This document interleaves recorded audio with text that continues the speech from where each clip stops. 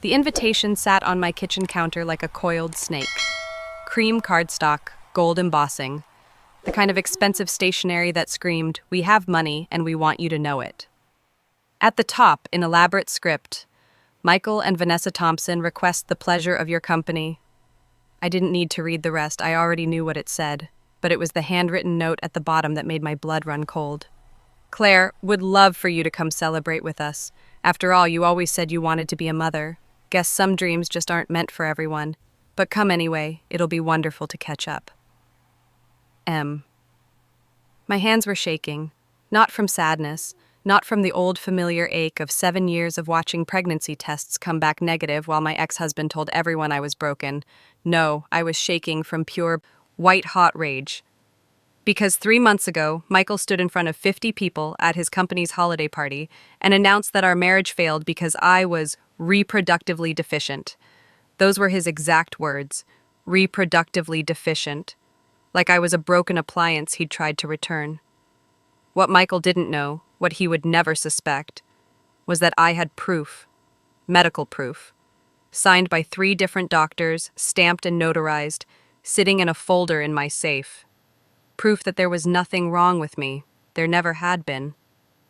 I placed one hand on my stomach, 8 months swollen, so round now that I couldn't see my feet. Inside, 2 boys kicked and rolled, restless and strong. My twins. The babies Michael said I could never have. The babies he told the world I was too defective to carry. I picked up my phone and called the one person who would understand exactly what I needed to do. "Alexander," I said when he answered. "Remember when you asked me what I wanted for our engagement present?" My fiancé's voice was warm, curious. "I remember. You said you'd think about it." "I've thought about it." I looked down at the invitation, at Michael's neat, passive-aggressive handwriting. "I need you to come to a baby shower with me." There was a pause. Then Alexander Hale, billionaire, hotel magnate, the man who'd shown me what real love looked like, laughed. Low and dangerous and absolutely perfect. "What are we destroying today, darling?" "Everything," I thought. "We're destroying everything. If you've ever been blamed for something that wasn't your fault, if you've ever been called broken when you were perfectly whole, if you've ever wanted to walk back into the room that tried to destroy you and show them exactly who you became, you're going to want to hear this story, every single word, because what happened at that baby shower didn't just change my life, it ended Michael's. But to understand why, I need to take you back, 7 years earlier, to the night Michael first called me worthless. If you're already hooked in, smash that subscribe button now and get ready for a ride of the century. Your support gives us the motivation to bring even more amazing stories like this one. 7 years before the baby shower, I was standing in our kitchen making Michael's favorite dinner, herb-crusted lamb, roasted fingerling potatoes, asparagus with lemon butter. The same meal I'd made the night he proposed. It was our 3rd wedding anniversary. I'd bought candles, the expensive ones that smelled like vanilla and cedar. Good wine, a playlist of the songs we'd danced to at our wedding. I was wearing the black dress he loved, the one that hugged in all the right places, the one he'd bought me on our honeymoon in Paris. I'd also bought a gift, a onesie. White, impossibly soft, with little yellow ducks embroidered across the front. Because that morning, standing in our marble bathroom with my hands shaking so badly I could barely hold the test, I'd seen 2 pink lines. Pregnant. For the first time in 3 years of trying, of hoping, of crying every month when my period arrived like clockwork, I was finally pregnant. I'd taken 4 more tests just to be sure, all positive, every single one. I'd arranged them on the bathroom counter in a perfect line, 5 pink-lined miracles, and I'd cried until my mascara ran down my face in black rivers. We were going to have a baby. Finally, after 36 months of failed attempts, after 15 doctor's appointments where I sat in paper gowns while strangers examined me like I was a science experiment, after 3 rounds of fertility treatments that left me bloated and emotional and desperate, we were going to be parents. I couldn't wait to see Michael's face. I heard his BMW pull into the driveway at 6:30 p.m., right on time, like always. I lit the candles, checked my lipstick in the hallway mirror, placed the onesie on his plate, folded perfectly with a note tucked inside. "Ready to meet your daddy in 8 months." The front door opened. "Claire?" Michael's voice echoed through the foyer. professional, distant, the same tone he used with his secretary. In the dining room. He walked in, already loosening his tie. His eyes scanned the table, the candles, the wine, the elaborate meal, with the expression of a man calculating costs rather than appreciating effort. Then his gaze landed on the onesie. He picked it up slowly, like it might explode. "What's this?" I couldn't stop smiling. My whole face hurt from it. "What do you think it is?" He stared at it, then at me, then back at the tiny piece of fabric in his hands. "Are you?" "I'm pregnant." The words burst out of me like champagne, fizzy and bright. "Michael, I'm pregnant.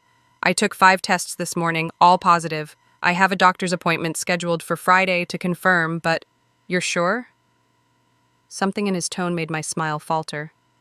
"Yes. I mean, I'll know for certain after the blood test, but 5 tests, Michael. 5 separate tests." He set the onesie down on the table, carefully, too carefully, like he was setting down something dangerous. "Michael?" He walked to the window, his back to me, hands in his pockets. The candles flickered. The lamb was getting cold. "Say something," I whispered.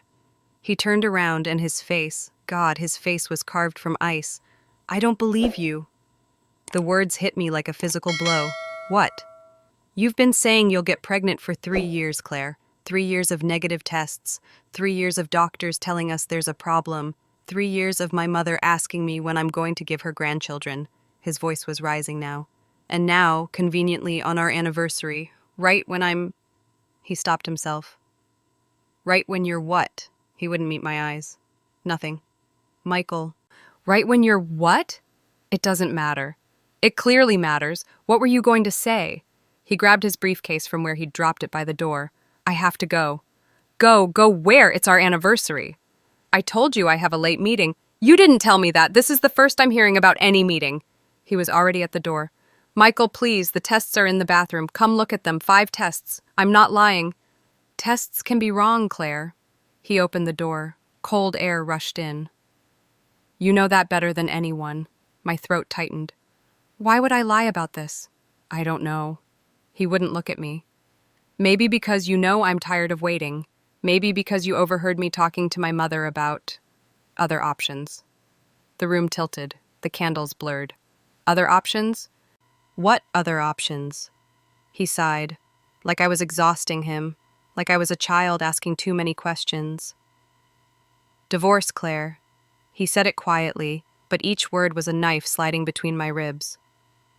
"My mother thinks we should consider divorce, that I should find someone who can actually give me children, someone who isn't defective."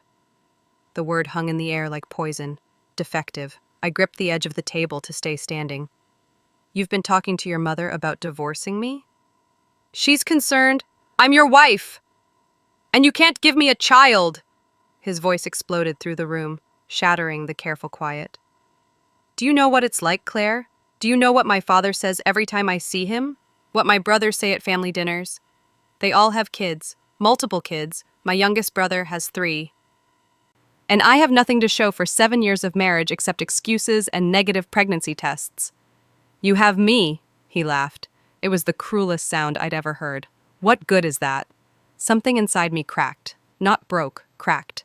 Like ice on a frozen lake, spiderwebbing outward, waiting for the final blow that would send me under. "Get out," I whispered. "What?" "Get out of this room. Get out of my sight. I don't want to look at you right now." He grabbed his briefcase, his keys. "Fine, I'm staying at the club tonight anyway." "Of course you are." He stopped at the doorway, his hand on the frame. "If you're really pregnant," he said without turning around, "prove it. Get the blood test. Show me the doctor's confirmation. Until then, don't get my hopes up with cheap drugstore tests and anniversary drama." The door slammed. His car started. The sound of the engine faded into the distance.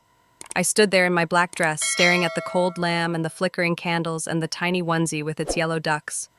Then I walked very calmly to the bathroom and threw up. Not from morning sickness, from heartbreak. That was the night I should have left Michael. That was the night I should have packed my bags, called a lawyer, and never looked back. But I didn't. Instead, I did something worse. I tried to prove myself to him. I tried to prove I was worth keeping.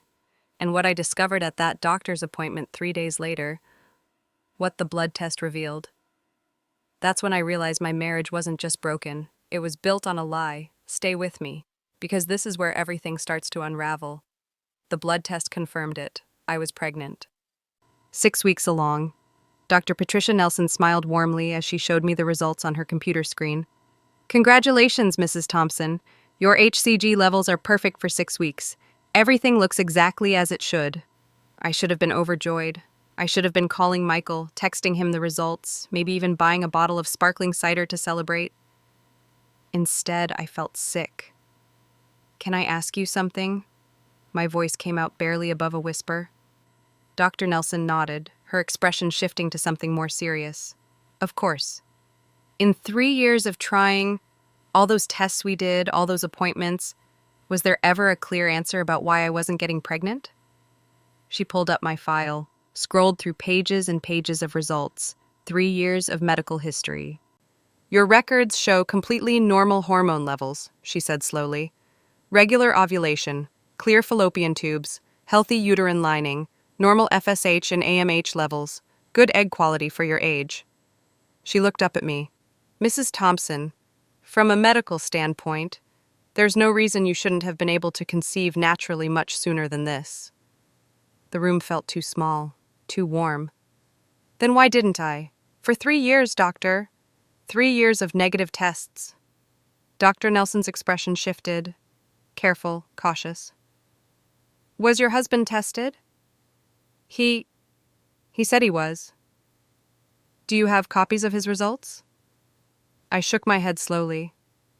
She was quiet for a long moment. Then she leaned forward, her voice gentle but firm.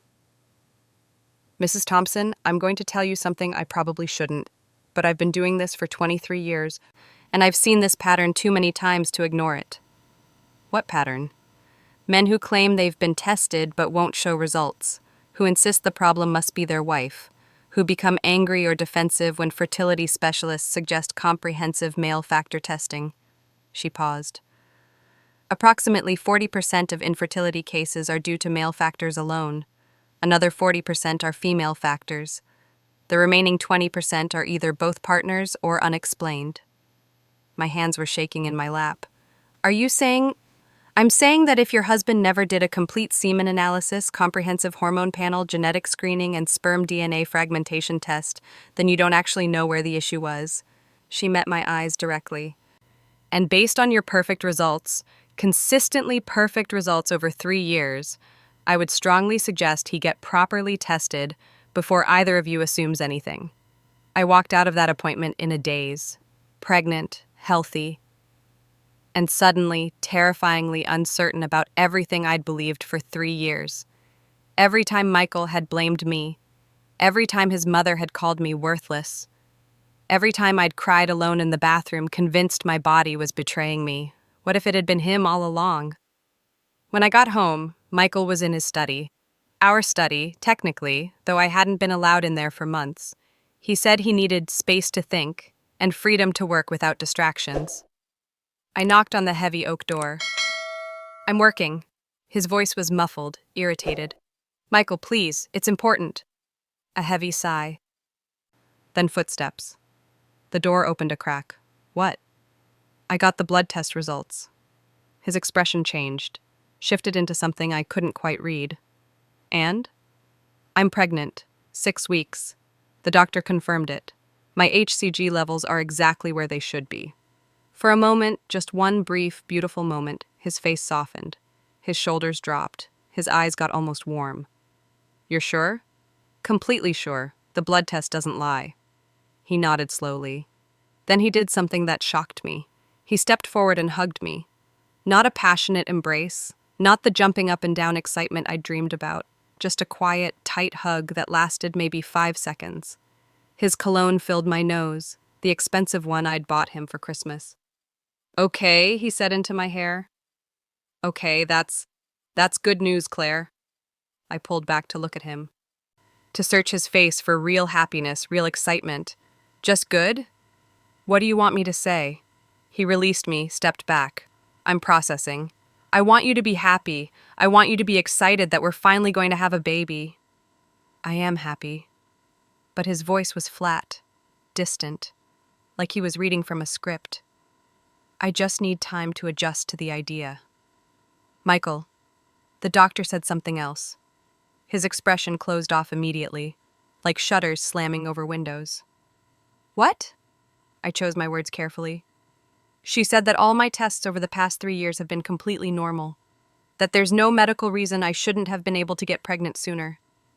He frowned. So? She asked if you'd been fully tested, like comprehensively tested. His face went from neutral to cold in half a second. I told you I was tested. But do you have the results? Because she mentioned specific tests, semen analysis, hormone panels, genetic screening, and I realized I've never actually seen any paperwork. Are you seriously doing this right now? His voice rose sharply. You're finally pregnant after 3 years of failure, and instead of being grateful, instead of just accepting this miracle, you're accusing me? I'm not accusing you, I'm just asking. You're questioning whether I'm telling the truth. That's an accusation, Claire. I just want to understand. What you want is to shift blame. He grabbed his jacket from the coat rack inside the study. You've spent 3 years being the problem, and now that you're finally pregnant, you want to make it my fault that it took so long. That's not what I'm saying. I don't need to be interrogated in my own house. He pushed past me into the hallway. I have a meeting. Michael, wait. I'll be home late. Don't wait up. The front door slammed. Again. He was gone. Again. I stood in the hallway, one hand on my barely there bump, and felt the first real stirrings of doubt. Not about the pregnancy, about my marriage. Over the next 2 months, I tried desperately to be excited about the baby. I bought maternity clothes even though I barely needed them yet. I read every pregnancy book I could find. What to Expect When You're Expecting, The Girlfriend's Guide to Pregnancy, Expecting Better. I started a Pinterest board for nursery ideas, woodland creatures, soft grays and yellows, a reading nook by the window. But something fundamental had shifted between Michael and me. He was distant, more distant than usual. He worked late most nights, sometimes not coming home until 2 or 3 a.m. When he was home, he was on his phone or locked in his study. He never touched my stomach, never asked how I was feeling, never asked about cravings or morning sickness or any of the things expectant fathers were supposed to care about. He didn't come to a single doctor's appointment, not one. When I asked him about it, he said, "You don't need me there for routine checkups, just tell me if something's wrong." At 10 weeks, I had my first ultrasound. Dr. Nelson moved the wand over my small bump, and suddenly the room filled with the most beautiful sound I'd ever heard. Whoosh, whoosh, whoosh, whoosh. Fast, strong, steady, the heartbeat. I started crying immediately. "There's your baby," Dr. Nelson said, pointing to the screen at a tiny, bean-shaped blur with a flickering white spot in the center. My baby. Real, alive, perfect. "Everything looks wonderful," the doctor continued. "Strong heartbeat at 165 beats per minute, good size for 10 weeks, measuring right on track." "Can I have printouts for my husband?" She printed 4 photos, different angles of that precious little blur, and handed them to me in a small envelope. I clutched them like treasure as I drove straight to Michael's office. The Thompson and Associates building was downtown, all glass and steel and corporate intimidation. I'd only been there a handful of times. Michael preferred to keep work and home separate. His secretary, Vanessa, looked up from her desk when I walked in. I'd never liked Vanessa. She was young, maybe 25 to my 32, with long blonde hair that looked professionally styled every single day, perfect makeup, and a way of looking at Michael that made my skin crawl. Mrs. Thompson. Her smile was professionally pleasant and completely empty. What a surprise! Is Michael available? I won't take much of his time. He's on a conference call, but I can let him know you're here when he's done. I'll wait. I sat on the sleek, modern couch in the lobby, the ultrasound photos burning a hole in my purse. 10 minutes passed, 15, 20. Then Michael's office door opened, but he wasn't alone. Vanessa walked out first, smoothing her pencil skirt, adjusting her blouse. Then Michael, running a hand through his hair, adjusting his tie. They were both flushed, both slightly disheveled in a way that made my stomach drop like an elevator with cut cables. Michael saw me and froze. Actually froze mid-step. "Claire, what are you doing here?" I stood slowly, my purse clutched in white-knuckled hands. "I had my first ultrasound today." "Oh." He glanced at Vanessa, who had suddenly become very interested in her computer screen. "That's great. I brought you pictures of the baby." I held out the envelope. He took it, pulled out the photos, glanced at them for maybe 3 seconds, then handed them back to me. "Thanks. These are nice. I'll look at them more carefully later. I really need to prep for my next meeting." "Were you two just—" I couldn't finish the sentence. The words stuck in my throat like shattered glass. "Were we what?" Michael's voice was sharp, defensive, the voice of someone who'd been caught. "You know exactly what." Vanessa stood abruptly. "I should get those quarterly reports." "Sit down, Vanessa." My voice came out calm. Too calm. The kind of calm that comes right before an explosion. She sat. I turned to Michael, still standing in the doorway of his office with his tie slightly crooked and guilt written across his face in permanent marker. "How long?" "Claire, you're being paranoid. How long?" The office went silent. Even the phones seemed to stop ringing. Michael's jaw tightened, his hands clenched into fists at his sides. 2 years, he finally said. The floor disappeared beneath me. 2 years? It's not what you think. You've been sleeping with your secretary for 2 years. My voice was shaking now, climbing higher. While I was taking fertility drugs that made me sick, while I was crying every month over negative pregnancy tests, while your mother was calling me worthless and defective and broken. Claire, lower your voice. People can hear. I don't care who hears. Several office doors opened, heads poked out. I didn't care. I stepped closer to Michael, close enough to see the panic in his eyes. Did you know? My voice dropped to a whisper, deadly quiet. Did you know there was nothing wrong with me? His face gave him away, the slight widening of his eyes, the way his gaze shifted left, the barely perceptible flinch. Oh my God, the realization hit me like cold water. You knew. I didn't know. You knew. You got tested, didn't you? Secretly, without telling me. And when the results came back showing the problem was you just... What? Decided to let me take the blame? That's not... Yes, it is. I was shaking now. You let me believe I was broken. You let your mother torture me. You let me pump myself full of hormones and hate my own body while you were screwing Vanessa in your office. Mrs. Thompson, I think you should leave, Vanessa said quietly, nervously. I turned to her slowly. How long have you known I was pregnant? She paled. He told you, didn't he? Probably right away. And you've just been sitting here at your desk, answering phones, scheduling meetings, watching me walk in here with ultrasound photos, knowing he's been lying to me for years. We didn't mean for it to happen. I need you to leave my office, Michael said, his voice ice. Now, Claire. Gladly. I pulled the ultrasound photos from the envelope, 4 glossy pictures of our baby. And I threw them at him. They fluttered through the air like wounded birds, landing on the polished floor around his expensive shoes. I'll have my lawyer contact you, I said. For what? For a divorce, because I'm done.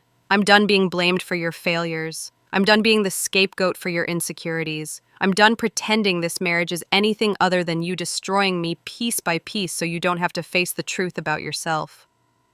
I turned and walked toward the elevator. The baby, Michael started. I spun back around. The baby will have my last name. The baby will grow up knowing exactly what kind of man you are. And I promise you, Michael, I will make sure our child knows that none of this was my fault. The elevator doors opened. I stepped inside. The last thing I saw before they closed was Michael standing in his office doorway, surrounded by ultrasound photos, while Vanessa sat frozen at her desk and a dozen of his employees watched from their offices. He looked small. He looked scared. Good. I filed for divorce the next day, and that's when Michael decided to truly destroy me. He told everyone, that I was the problem. That I'd been barren for years, that the baby I was carrying probably wasn't even his. He froze our joint bank accounts. He got his lawyers to drag out the divorce, making it as expensive and painful as possible. He made sure I left that marriage with nothing. But what Michael didn't know, what he couldn't possibly predict, was that at my 12-week ultrasound, Dr. Nelson was going to find something. Something that would break me in ways Michael never could. I need you to stay with me for this part, because this is where my story gets dark. But I promise, it gets better. Just stay with me, and if you haven't subscribed yet, you might want to do that now. Thank you. The 12-week ultrasound was supposed to be routine, just a quick check to make sure everything was progressing normally. Maybe find out the sex if the baby was positioned right. Take a few more photos. Michael didn't come, obviously. Our divorce wasn't finalized yet, but we were living completely separate lives. He'd moved out of the house and into some luxury apartment downtown. I'd gotten a lawyer, a good one, thanks to my college friend Diane lending me money. I didn't want Michael there anyway. I didn't want him anywhere near me or this baby. I sat on the examination table alone, my small bump just barely visible under my shirt, rubbing gel on my stomach while I waited for Dr. Nelson. She came in with her usual warm smile, but something in her eyes made my chest tighten. "How are you feeling, Claire?" "Tired, nauseous most mornings. Normal pregnancy stuff, I think. Any cramping, any bleeding or spotting?" "No, nothing like that. Should there be?" No, those are good signs." She pulled her stool up beside the exam table. "Let's take a look at how baby's growing." She squeezed the warm gel onto my stomach and pressed the ultrasound wand against my skin. Silence. Not the good kind of silence. The heavy, wrong kind. She moved the wand left, then right, pressed harder, adjusted the screen angle. More silence. My heart started pounding. "Doctor?" Her face was carefully, though professionally, neutral. "Claire, I need you to stay calm for me." Those 6 words. Those 6 terrible words that mean nothing is calm, nothing is okay, nothing will ever be the same. What's wrong? The fetus is measuring small, much smaller than it should be for 12 weeks. What does that mean? Is the baby okay? She moved the wand again, and I saw it on the screen, the tiny figure that should have been growing, changing, becoming more baby-like. But it was still. Too still. "I'm not detecting a heartbeat, Claire." The world stopped spinning. The room went silent except for the rushing sound in my ears. "No." My voice didn't sound like my own. "No, there was a heartbeat. At 10 weeks. I heard it, that whoosh-whoosh sound. I recorded it on my phone." "I know, sweetheart. I know you did." Her voice was so gentle, so impossibly kind. "But sometimes, between 10 and 12 weeks, the fetus stops developing. It's called a missed miscarriage." "Missed? How do you miss a miscarriage?" "It means your body hasn't recognized the loss yet. You're not cramping or bleeding because the pregnancy tissue is still present, but the fetal heartbeat has stopped. Most likely around week 11, based on the measurements." I couldn't breathe. Couldn't think. "Are you sure? Can you check again? Maybe the machine is wrong, maybe—" "I'll check again. As many times as you need." She checked 3 more times, moving the wand, adjusting angles, increasing the volume on the monitor. Each time the screen showed the same devastating truth. A tiny, perfect, motionless baby. No flickering heartbeat, no movement, nothing. "I'm so sorry, Claire. I don't remember much after that." I remember her voice explaining options, surgery, medication, waiting for my body to naturally recognize the loss and miscarry. I remember choosing surgery immediately. "I want it done. Today, tomorrow, as soon as possible. I can't walk around knowing—" I couldn't finish the sentence. I remember her squeezing my hand and promising to schedule it for the next morning. I remember somehow getting to my car in the parking lot, sitting in the driver's seat, staring at the steering wheel. I remember calling Diane. "The baby's gone," I said when she answered.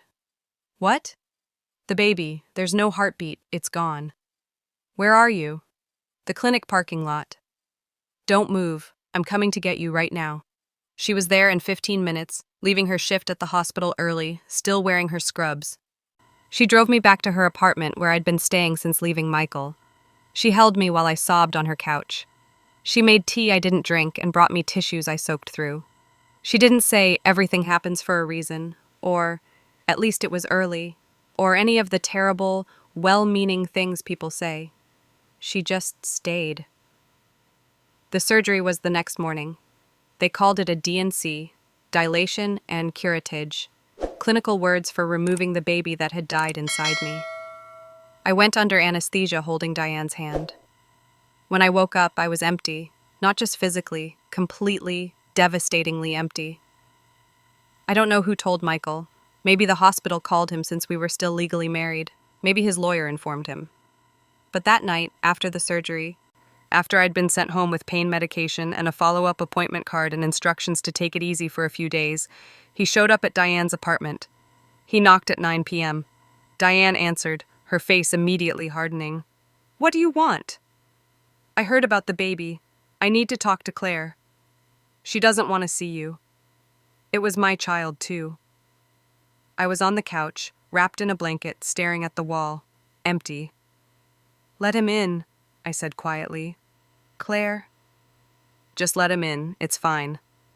Diane stepped aside reluctantly, her arms crossed, her body language screaming that Michael had 60 seconds before she threw him out.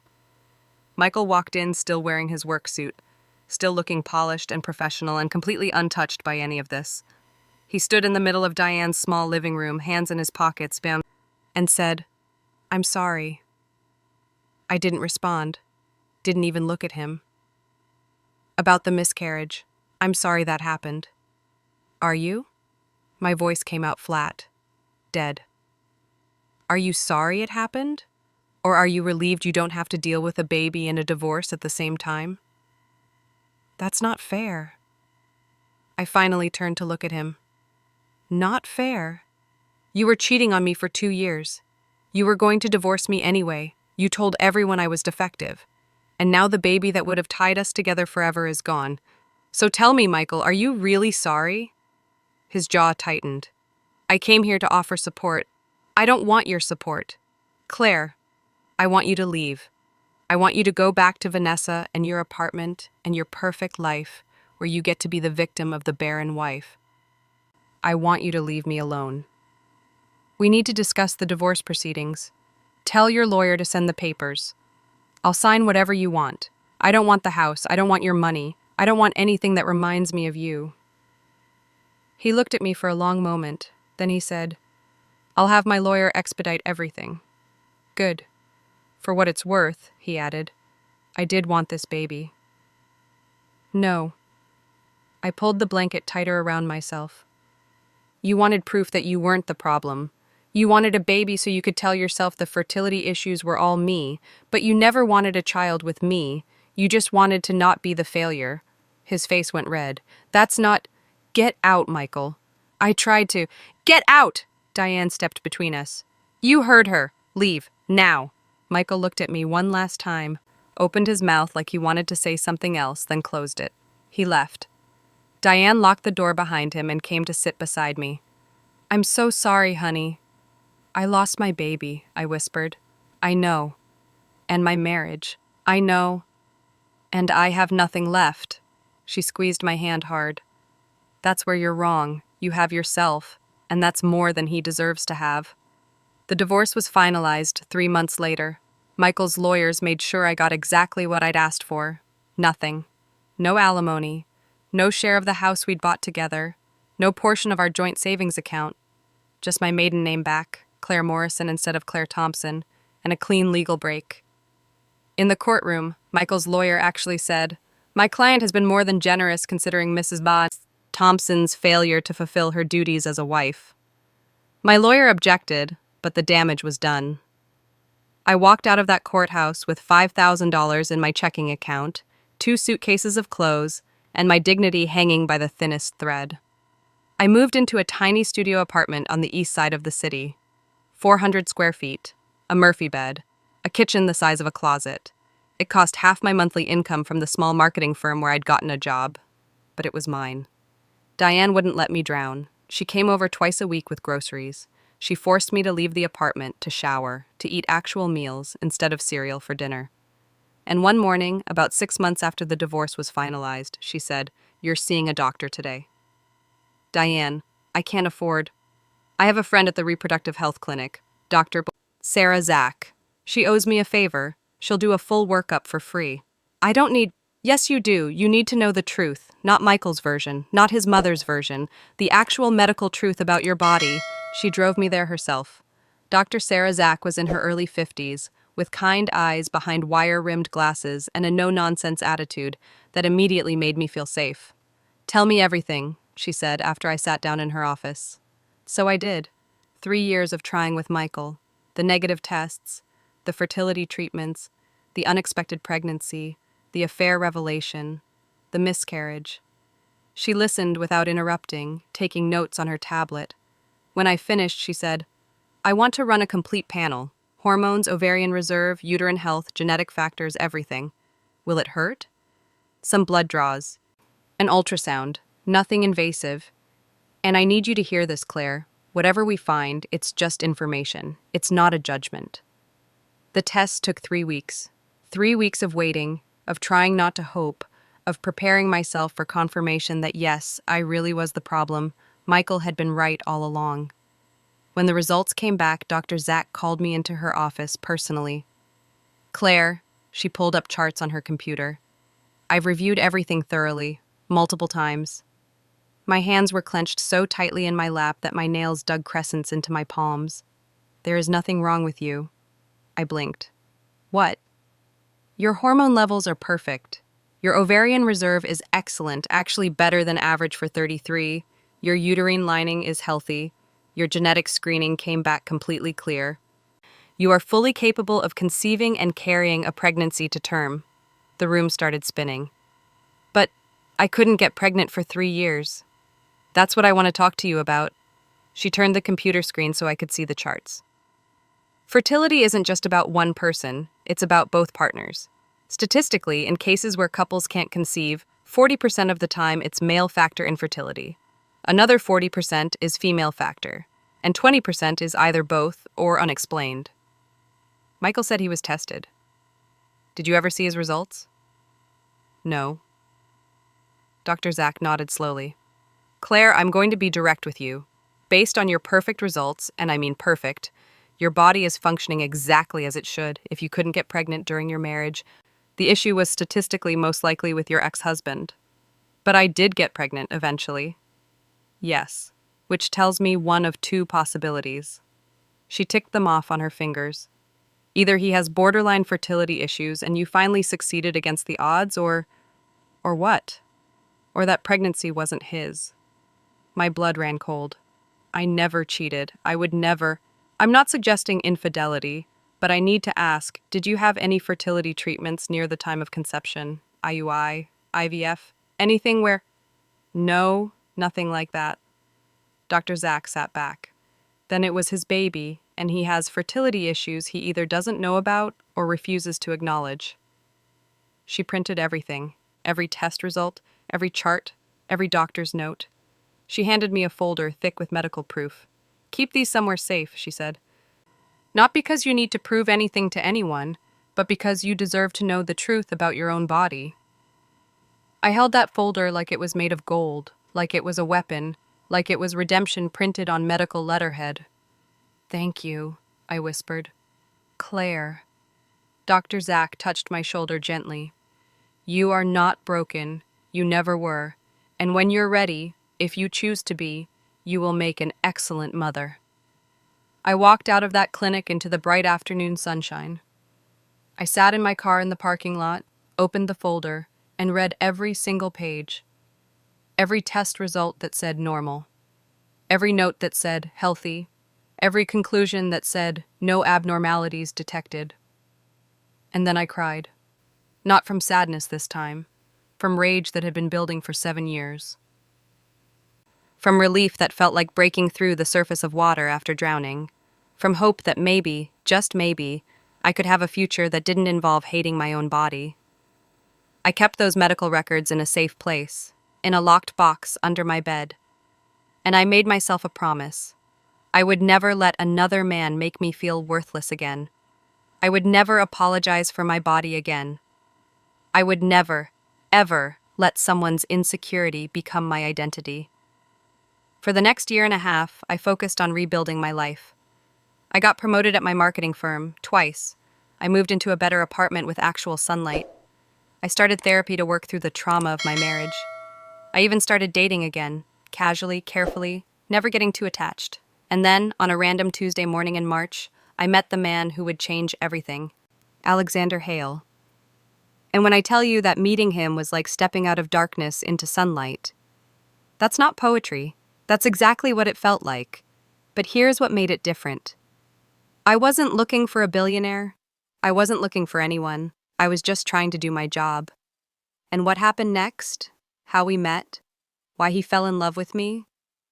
That's what made Michael lose his mind when he eventually found out. Stay with me, because this is where my life stops being about survival and starts being about victory. Alexander Hale walked into our office on a Tuesday morning in March. I was in the break room making my third cup of coffee because I'd been up until 2 a.m. finishing a campaign proposal. I was wearing a slightly wrinkled navy blouse because I'd overslept. My hair was in a messy bun held together by what might have been a pen. I had no makeup on except mascara that was probably smudged. I looked, in short, like a regular person having a regular Tuesday. Then our receptionist's panicked voice came through the intercom. Claire Morrison, Mr. Patterson needs you in conference room A immediately. I grabbed my coffee mug, which said, I'm silently correcting your marketing, and my leather notebook and rushed down the hall. Mr. Patterson, our agency's owner, only called emergency meetings when someone important was in the building. I pushed open the conference room door, and there he was.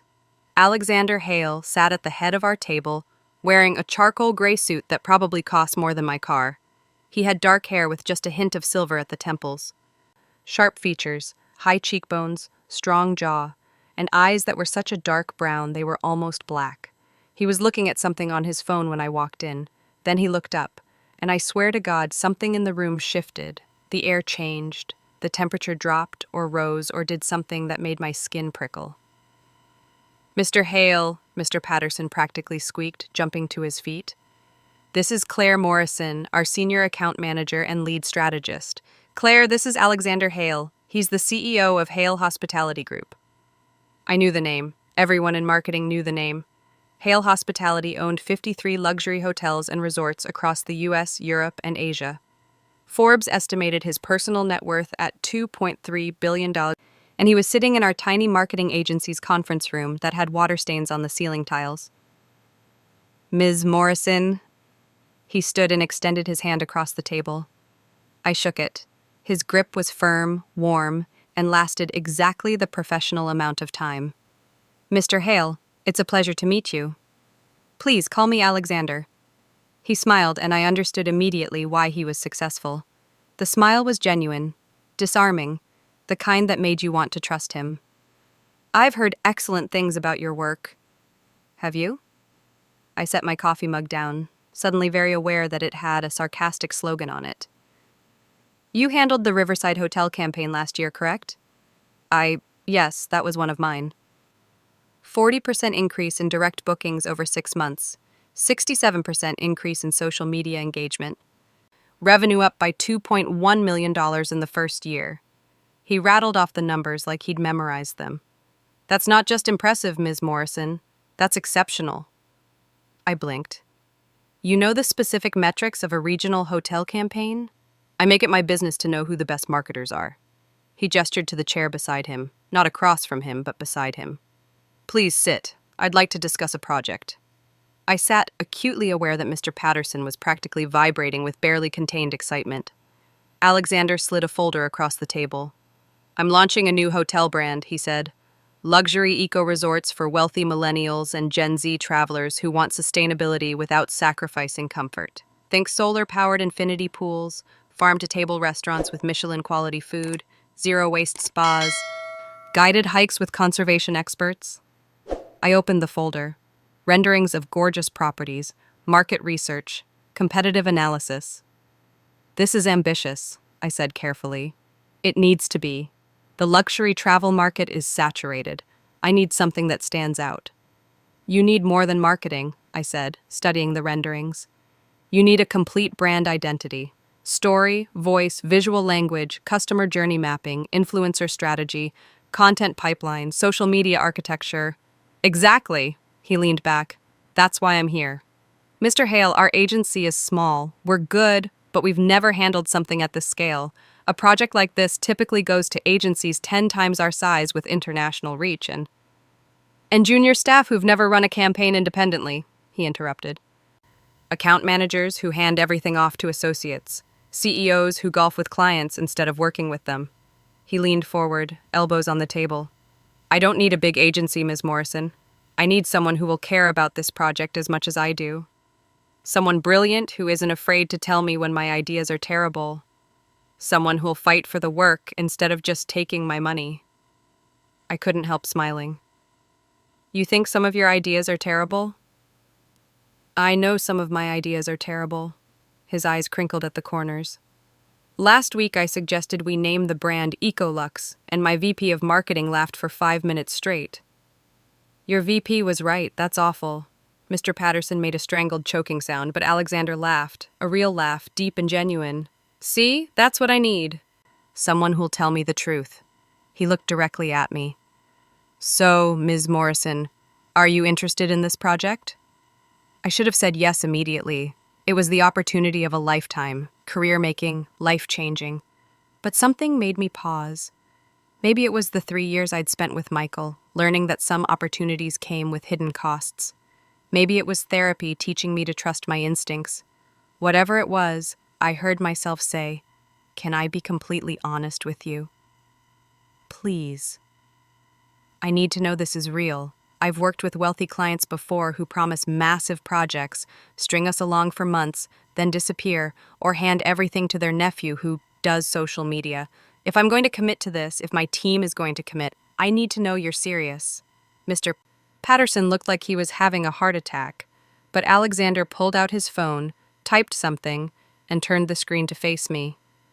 It was an email to someone named Robert Zach, CFO. "Transfer $500,000 to Morrison Marketing Group as retainer for new brand campaign. Approve and execute immediately. A.H." He pressed send while I watched.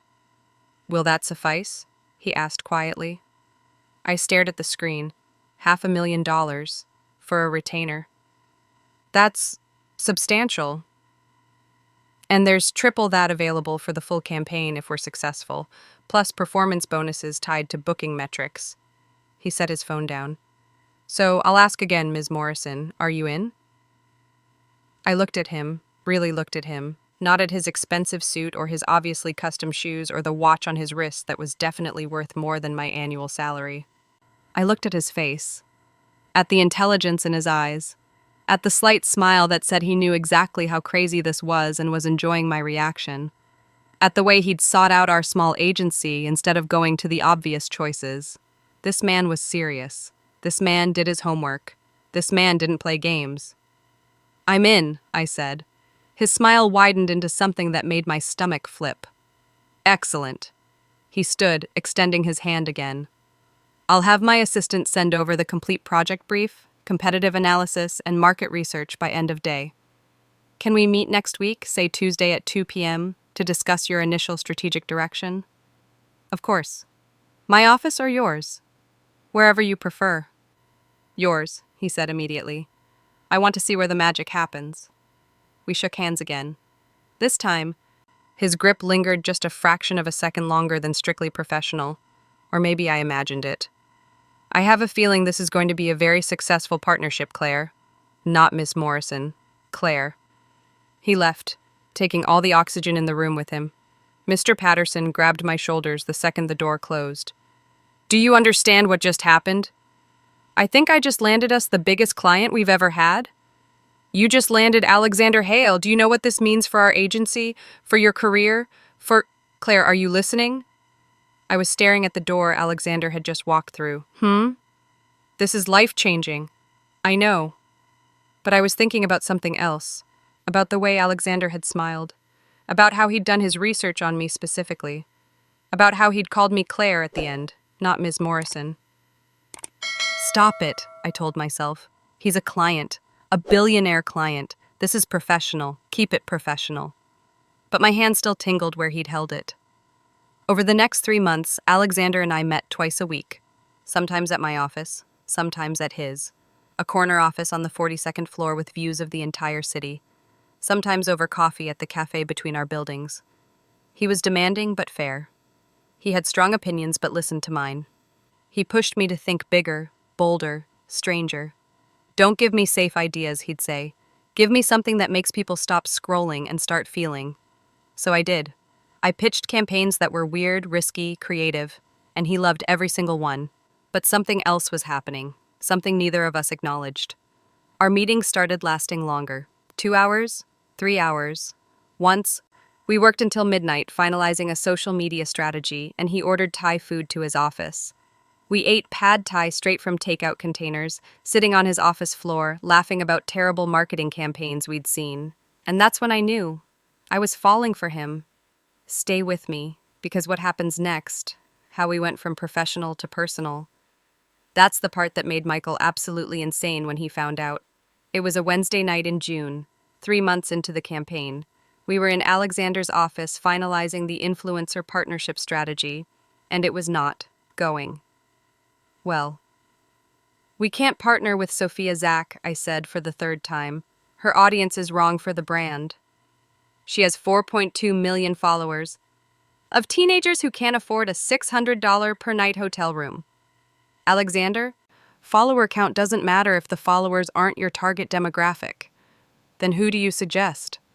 Michael Thompson. The name came out of my mouth before I could stop it. I froze. Alexander looked up from his laptop.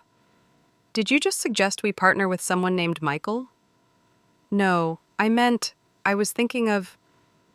I rubbed my face. Sorry, I'm tired. I meant Michael Williams, the travel photographer, completely different person. But Alexander was staring at me now with an expression I couldn't quite read. Who's Michael Thompson? No one. Just a slip of the tongue. Claire. Something in his voice made me look up.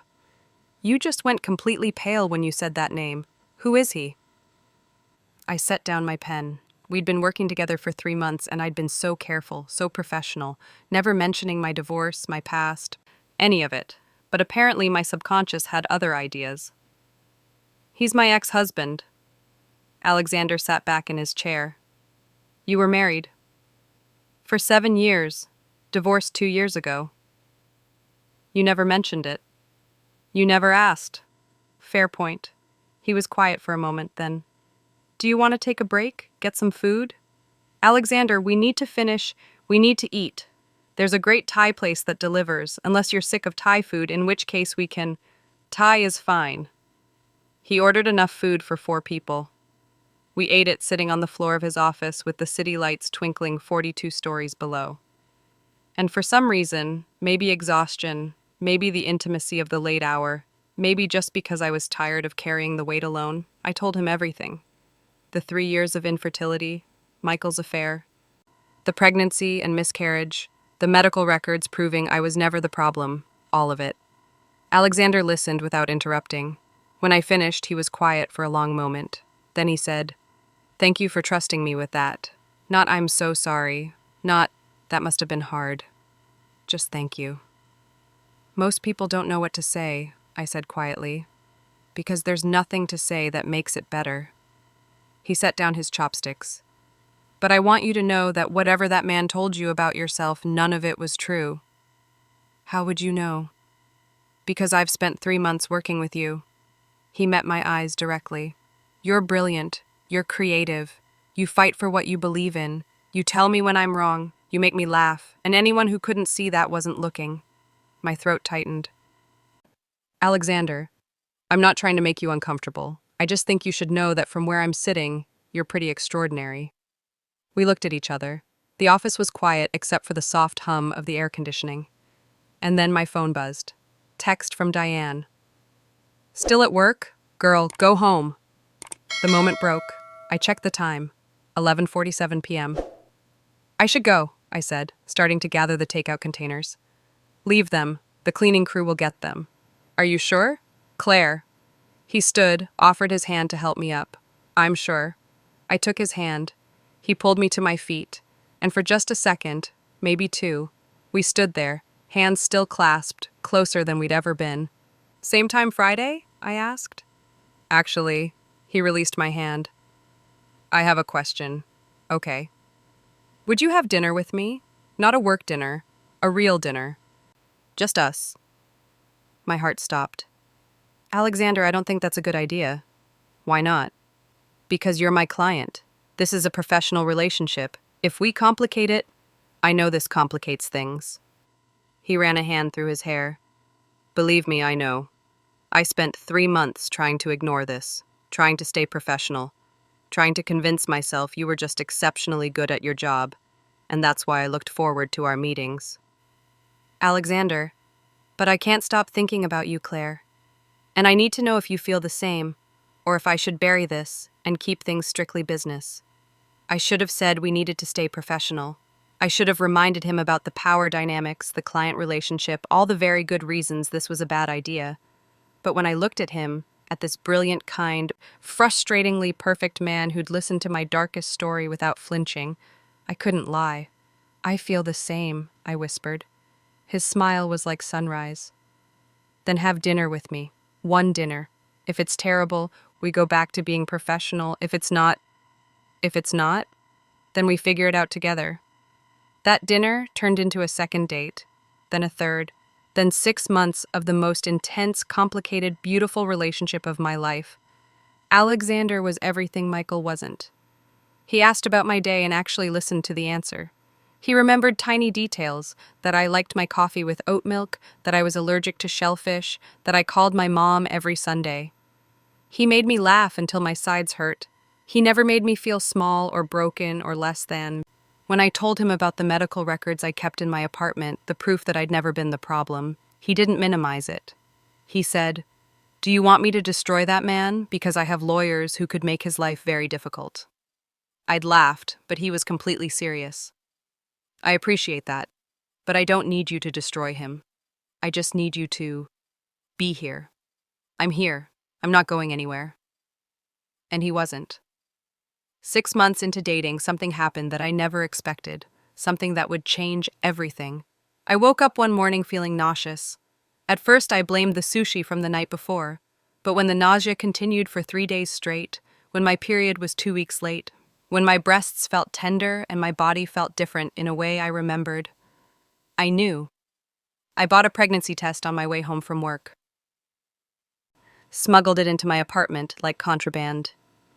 Diane was visiting that evening. She found the unopened box on my bathroom counter. "Claire," I came out of the bedroom. "It's probably nothing. Have you taken it?" "Not yet." "Why not?" Because I was terrified. Terrified it would be positive and I'd lose another baby. Terrified it would be negative and I'd realize how much I wanted it. Terrified that maybe I was broken after all and the doctors had been wrong. "I need you to stay with me," I whispered. Diane took my hand. Always. We went into the bathroom together. I took the test. We waited 3 minutes that felt like 3 hours. When I finally looked down at the stick, 2 pink lines. Dark, unmistakable, real. I slid down the bathroom wall, Tess clutched in my hand and started crying. "Claire," Diane knelt beside me. "Why, talk to me. I'm pregnant. I can see that. With Alexander's baby. I assumed. Diane, what if I lose this one too? What if—" She grabbed my face with both hands. "Listen to me. You are healthy. Your doctor said so. This pregnancy has nothing to do with what happened before. Do you hear me? But no buts, no what ifs. We're not doing what ifs." She pulled me to my feet. "We're calling Dr. Zach. We're making an appointment, and we're telling Alexander." "I can't tell him yet." "Why not?" "Because what if something goes wrong? What if I lose it and—" "Claire," her voice was firm, "that man loves you. I've seen the way he looks at you. He deserves to know." She was right, but I was so scared. I told him 3 days later. We were at his penthouse. I'd moved in 2 months earlier, though I still kept my apartment, just in case. Old habits from Michael. We were eating dinner on his balcony, the city spread out below us like a constellation of lights. "Alexander?" He was reading something on his tablet. "I need to tell you something." The tone of my voice made him set the tablet down immediately. "What's wrong? Are you okay?" "Nothing's wrong, I took a breath. "I'm pregnant." He stared at me, His mouth opened, closed, opened again. You're pregnant, about 5 weeks, I think. I have an appointment with Dr. Zach next week to confirm. He stood up so fast his chair scraped against the balcony floor. You're serious? Yes. Claire. He crossed to me, knelt in front of my chair. Are you happy about this? I don't know what I am. My voice cracked. I'm scared, hopeful, terrified something will go wrong, excited, all of it at once. Because of what happened before? I nodded, not trusting my voice. He took my hands in his. Whatever happens, and I mean whatever happens, we face it together, okay? You're not alone this time. You're not doing this with someone who made you feel broken. You're doing this with me, and I'm here. I'm completely here. The tears came then. He pulled me into his arms and held me while I cried on his expensive balcony overlooking the city. We're going to take care of you, he whispered into my hair. You and this baby. I promise. I promise, Claire. The 8-week ultrasound showed a strong heartbeat. The 12-week ultrasound revealed twins, 2 healthy baby boys. Alexander proposed when I was 4 months pregnant. We planned to marry after the babies were born. Everything was perfect, better than perfect. And then, at 7.5 months pregnant, an envelope arrived. Cream cardstock with gold embossing, Michael's handwriting at the bottom, an invitation to his baby shower, with a note designed to destroy me. But he had no idea what he'd just done. He had no idea I was 8 months pregnant with twins. He had no idea I was engaged to a billionaire. And he had no idea what was about to walk through his door. Are you still with me? Because we're about to enter that baby shower. And what happens when I walk in? What happens when the doctor at his own party stands up? What happens when Vanessa's secret comes out? Let's just say Michael's perfect day became the worst day of his life. And I got a front row seat. Stay with me. This is where I stop being the victim and become the victor. I held Michael's invitation in my hands for 3 full days before I told Alexander about it. Not because I was hiding it, but because I needed to decide what it meant to me. On day 1, I wanted to burn it. On day 2, I wanted to show up and throw the medical records in Michael's face. On day 3, I realized something important. I didn't need to prove anything to Michael anymore. The woman he'd broken was gone. But the woman I'd become, she deserved to be seen. Alexander found me on the 3rd evening, sitting on our bedroom balcony with the invitation on my lap and my hands resting on my enormous belly. The twins were active tonight, kicking, rolling, fighting for space in my increasingly crowded womb. What are you thinking about? He sat beside me, his hand immediately finding mine. I handed him the invitation. He read it slowly, then read Michael's handwritten note. His jaw tightened with each word. When he finished, he very carefully set the invitation on the table and turned to me. Tell me you're not actually considering going to this. I'm considering it. Claire, he doesn't know I'm pregnant, Alexander. He has no idea I'm engaged. He thinks he's inviting the broken woman he destroyed. I placed my hand over his on my stomach. I want him to see who I became. You don't owe him anything. I know, but I owe myself this. I need to walk into that room and show him, show everyone who was there when he humiliated me, that I'm not broken, that I never was. Alexander was quiet for a long moment. Then, if we're doing this, we're doing it right. We? You think I'm letting you walk in there alone? He smiled, sharp and dangerous. No. If you're going to destroy your ex-husband at his own baby shower, you're doing it with me beside you.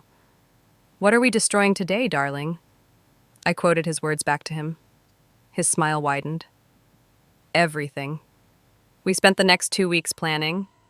Alexander hired a stylist, the woman who'd dressed celebrities for the Oscars. I want her to look like a queen, he told her. Pregnant, powerful, absolutely untouchable. The stylist arrived at our penthouse with racks of designer maternity gowns. Most pregnant women want to hide their bump, she said, studying me with a critical eye. You're going to highlight it. She pulled out a dress that made me gasp. Emerald green silk that flowed like water. Empire waist that sat just under my breasts, then cascaded down over my 8-month belly in soft, elegant folds. This, she said, with the Cartier diamonds Alexander mentioned. Cartier? I turned to Alexander. He shrugged. I may have purchased something, you'll see. The dress fit perfectly. When I looked in the mirror, I barely recognized myself. I looked expensive, I looked powerful, I looked like someone who'd won. Hair down, the stylist decided. Loose waves, natural makeup with a bold lip. You want to look effortlessly perfect, like you woke up like this. Alexander came up behind me, met my eyes in the mirror. You're going to stop traffic. I'm 8 months pregnant with twins. I waddle when I walk. You're carrying my sons. That's not waddling, that's a victory march. Diane insisted on coming with us. As what? I asked. You're not invited. I'll arrive early. I'll scope out the layout, see who's there, text you updates. She was already planning. I want to see his face when you walk in. Diane, Claire, I held you while you sobbed after that miscarriage. I drove you to your divorce hearing. I lent you money when you had nothing. Her voice was fierce. I'm not missing this. So Diane would go early, dressed in something forgettable, blending in with the catering staff or claiming to be someone's plus one. Alexander arranged for his Bentley and his personal driver, James. We're not showing up in my Tesla, he said. We're arriving in a car that costs more than his annual salary. The Bentley was midnight black with cream leather interior and a champagne bar that we obviously wouldn't use since I was pregnant. But the statement was clear. We had money, real money, the kind of money Michael had always pretended to have. The night before the baby shower, I couldn't sleep. I lay in bed, the twins kicking frantically, Alexander's arm draped over my belly. What if this is a mistake? I whispered into the darkness. Then we leave. But Claire, I don't think it's a mistake. He pulled me closer.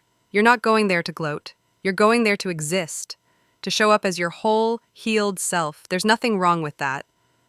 What if seeing him brings it all back? The pain, Then I'll be right there, and we'll leave, and we'll come home and eat ice cream and watch terrible reality TV until you feel better. I smiled despite myself. You hate reality TV. I'd watch 1,000 hours of Real Housewives if it made you happy. I turned to face him in the darkness. How did I get so lucky? Lucky? He laughed softly. Claire, I'm the lucky one.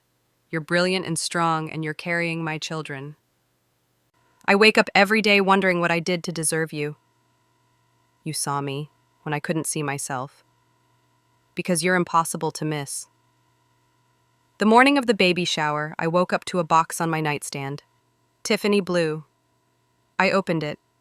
Inside was a necklace, a stunning diamond pendant shaped like 2 intertwined infinity symbols. The card read, "For the woman who proved that broken things can heal into something stronger. For the mother of my sons. For my future wife. Wear this today and remember, you already won. A." I cried my makeup off twice before the stylist arrived. At 2 p.m. we were ready. The dress fit perfectly, highlighting my round belly instead of hiding it. The Cartier diamonds caught the light with every breath. My hair fell in soft waves down my back. My makeup was flawless, natural except for the deep red lip that said, "I'm not here to apologize." Alexander stood beside me in a charcoal suit, his hand on my back, his eyes full of pride. "Ready?" he asked. I looked at myself one last time in the mirror, at the woman I'd become, at the evidence of my healing, my strength, my future growing inside me. Ready. We walked out to the Bentley. James opened the door, and we drove toward the one place I'd sworn I'd never return to.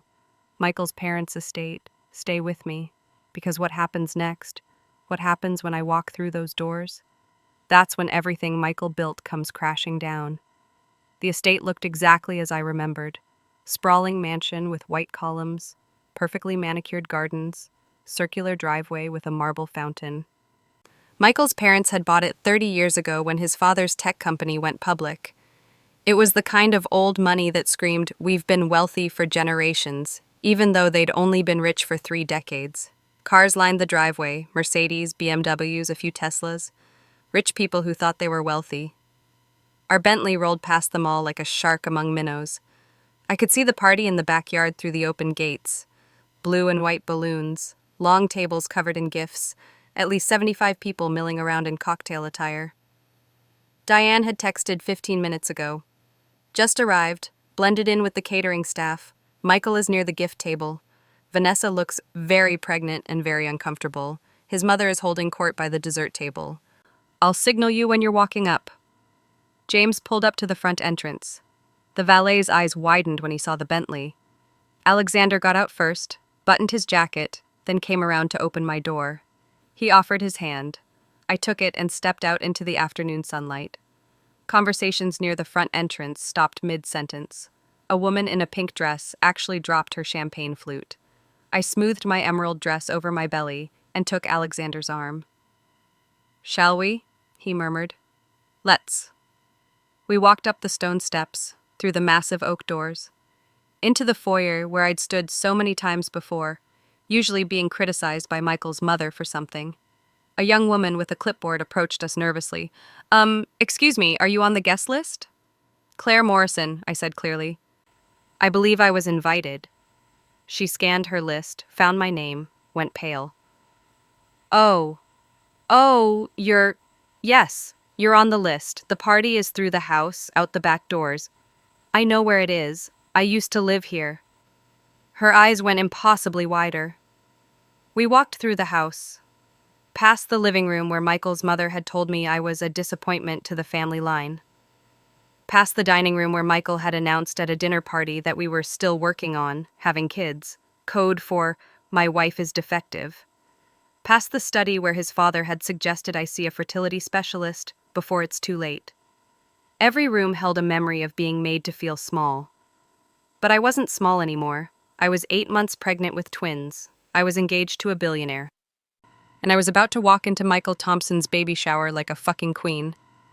Alexander felt me tense as we approached the back doors. "You've got this," he whispered. "I know." He opened the doors, and we stepped outside. The backyard was decorated like something from Pinterest. White tents, blue hydrangeas everywhere, string lights even though it was daytime. A dessert table that looked like it cost more than most people's weddings. A banner stretched across the back porch. "Baby Thompson coming soon."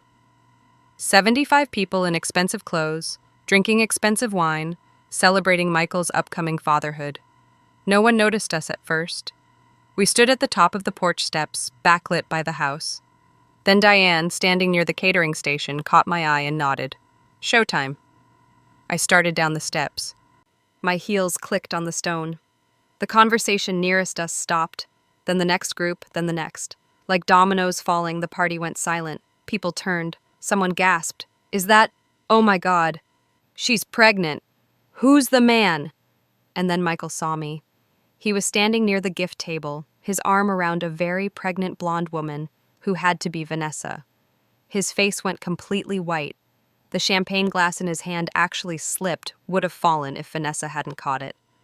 I walked down the steps slowly, gracefully, Alexander's hand never leaving my back. We crossed the lawn toward the main seating area. People parted like the Red Sea. I could feel every eye on me, on my belly, on my dress, on the diamonds at my throat, on the man beside me who looked like he'd stepped out of a Forbes magazine. I found an empty seat at one of the front tables, the seat I realized that had my name card on it, the seat Michael had reserved for me, front row to his triumph. I sat down carefully, arranging my dress, placing my hands on my belly. Alexander sat beside me, his posture relaxed but his eyes sharp. The silence was deafening. Then Michael's mother's voice cut through it like a knife. "What is she doing here?" Helen Thompson stood near the dessert table, a champagne flute in one hand, her face twisted in outrage. I smiled pleasantly. "Hello, Helen. The decorations are lovely. Very blue. You weren't supposed to actually come, but I was invited." I pulled out my phone, showed the invitation with Michael's handwritten note. "See, right here. Would love for you to come. Capital letters and everything." People were pulling out their phones, recording. This was about to be all over social media. Michael finally found his voice. "Claire?" He stepped away from Vanessa, moving toward me. Didn't think I'd show up? Why not? You invited me to celebrate your baby. I wouldn't miss it." He stopped a few feet away, his eyes traveling from my face to my enormous belly, to Alexander and back again. "You're pregnant." Very observant. "How far along?" 8 months. I watched the math calculate in his head. 8 months ago was December.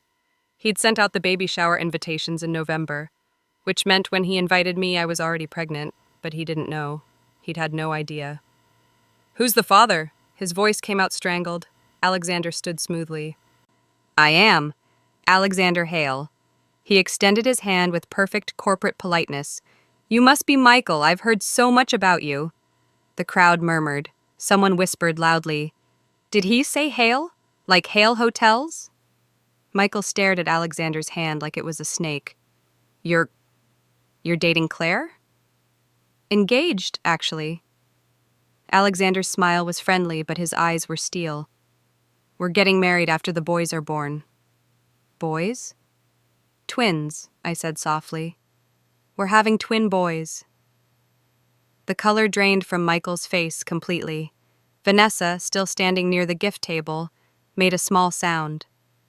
I looked at her directly for the first time. She was very pregnant, looked about 7 months. She had one hand on her back, the other on her belly, and her face was pale. "Congratulations, Vanessa," I said. "And when are you due?" 6 weeks, she whispered. "How exciting, your first?" She nodded. "It's magical, isn't it? Feeling them move inside you, knowing you're creating life." I placed my hands on my belly. After so many people told me I never could. Michael flinched. Helen started to speak, but Michael's father, Richard, put a hand on her arm.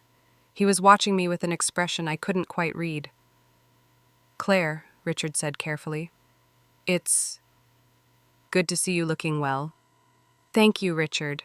It's amazing what happens when you're not constantly being told you're defective." Direct hit. Several people gasped. "Now wait just a minute," Helen started. "Mother," Michael's voice was sharp. "Not now." But Helen wasn't finished. "You show up here, pregnant by God knows who, trying to ruin my son's special day." "Pregnant by her fiancé," Alexander corrected, his voice pleasant but firm. "And I'm sure you didn't mean to imply anything untoward about the mother of your son's ex-wife. That would be incredibly rude." Helen's mouth opened and closed like a fish. A woman I didn't recognize, young, wearing too much jewelry, leaned toward her friend and said loudly, "Wait, isn't that the woman Michael said was Barren?" The word hung in the air, Barren. I stood slowly. Alexander was immediately at my side, his hand on my elbow. "That's correct," I said clearly. "Michael told everyone I was barren, that I was the reason we couldn't have children, that I was reproductively deficient. I believe that was the exact phrase he used at his office Christmas party." Michael went from white to red. "Claire, don't what?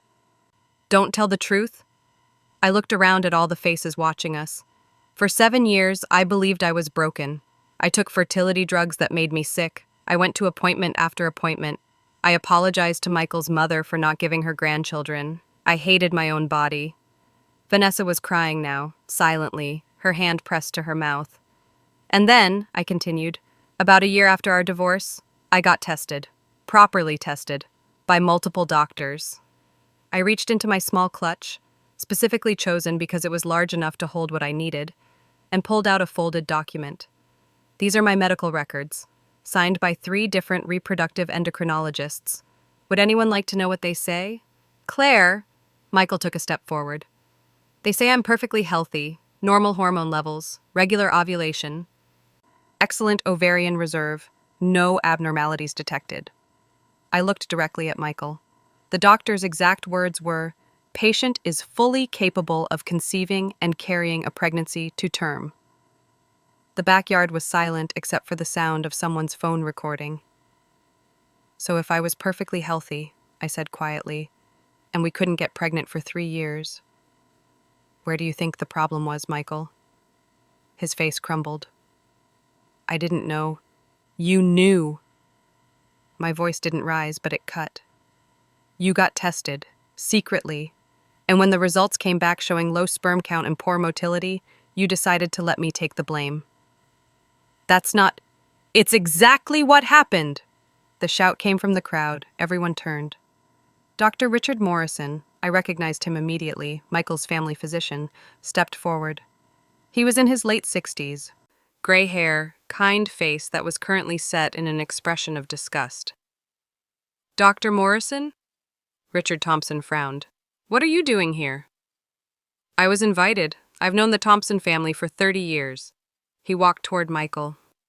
"And 3 years ago you came to my office, Michael. Do you remember?" Michael went rigid. "You said you were concerned about fertility. You asked me to run tests, quietly, without telling your wife." "Richard, that was confidential," Michael started desperately. "You just publicly called your ex-wife Barren." Dr. Morrison's voice was hard. "You invited her here to humiliate her. I won't be party to that." He turned to me. "Mrs. Morrison, I'm sorry, I know you're divorced now. The test results I gave your ex-husband 3 years ago showed low sperm count, poor motility, and abnormal morphology. I recommended immediate treatment and suggested he tell you so you could explore options together." The crowd erupted, people talking over each other, phones out everywhere. Helen made a sound like a wounded animal, but I was watching Vanessa. She'd gone completely white. Her hand was clutching her belly so hard her knuckles were bone white. "You knew," she said to Michael, her voice shaking. "You knew 3 years ago."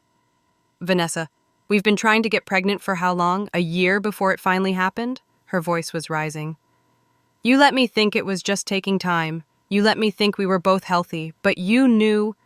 "I was getting treatment. Dr. Morrison recommended supplements and lifestyle changes, and you lied to me." Tears were streaming down her face now. "Just like you lied to her." She gestured at me. "I left my husband for you. I gave up my marriage, my stability, everything because you said Claire was the problem. You said you deserved better. You said—" Her voice broke. She was sobbing now. Michael reached for her, but she stepped back. "Don't touch me." "Vanessa, please. If you knew you had fertility problems," she said slowly, like she was working through something, "and we only tried for a year before I got pregnant." She looked at him with sudden, dawning horror. "What are the chances this baby is actually yours?" The backyard went dead silent. That's when Vanessa told us the truth. And when I say the truth destroyed Michael, I mean it ended him. Right there, in front of 75 people, with cameras recording everything. Stay with me.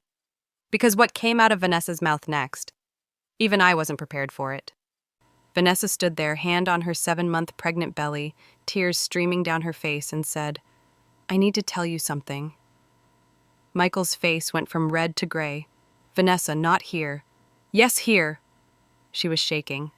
"I've been carrying this for 7 months. 7 months of knowing and not saying anything because I was terrified, but you let me believe you didn't know about your fertility problems. You let me think this baby was definitely yours when you knew." "What are you saying?" Michael's voice was barely a whisper. Vanessa turned to face the crowd, 75 people with their phones out. "My ex-husband," she said clearly. "Lucas, the one I left for Michael. We were still sleeping together for a few months after I started the affair." Helen made a choking sound. "I didn't mean for it to happen. I was confused. I felt guilty about leaving him. And Lucas and I, we had 10 years together. It wasn't easy to just stop." "Vanessa," Michael's voice was breaking. "Are you telling me—" "I don't know if the baby is yours or his." She was crying harder now. "I got pregnant right in that window when I was with both of you, and I convinced myself it had to be yours because the timing was better, because I wanted it to be yours, because I'd already destroyed my marriage and I couldn't face the possibility that—" She couldn't finish. Someone in the crowd said, "Oh my God." Michael staggered backward like he'd been physically hit. "You don't know?" His voice was hollow. "You don't know if I'm the father?" "I was going to get a paternity test after the birth, I swear I was. But then you started planning the shower and sending out invitations, and I couldn't tell you and ruin everything." "Ruin everything?" Michael's voice cracked like a whip. "You've been lying to me for 7 months. You lied to me about your fertility." "That's different." "How is it different?" They were screaming at each other now, in front of 75 guests, in front of Michael's parents, in front of all their wealthy friends with their phones recording, and in front of me. I sat very still, Alexander's hand in mine, watching everything Michael had built collapse like a house of cards. Richard Thompson finally stepped forward. "I think," he said quietly, "we should move this inside." No. Vanessa straightened up, wiping her eyes. No. Everyone here came to celebrate this baby. Everyone here deserves to know the truth.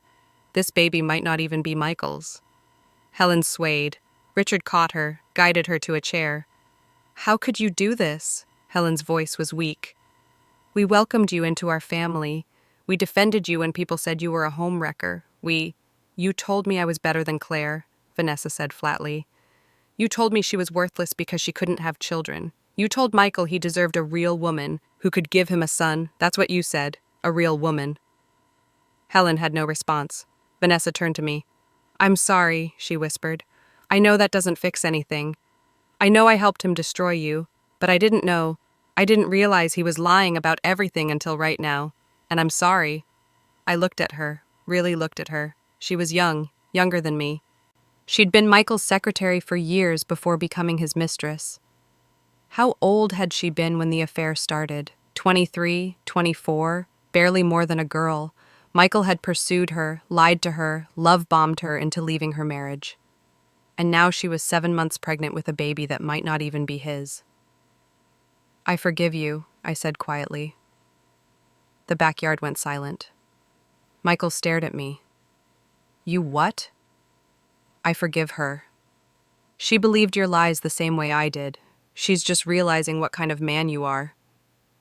I stood slowly, Alexander rising with me. Vanessa, you should get a paternity test. Regardless of who the father is, you deserve to know the truth. Claire, Michael started. And you, I turned to him, should probably think about whether you want to be a father at all. Because being a father isn't about biology or continuing your family line or proving you're not infertile.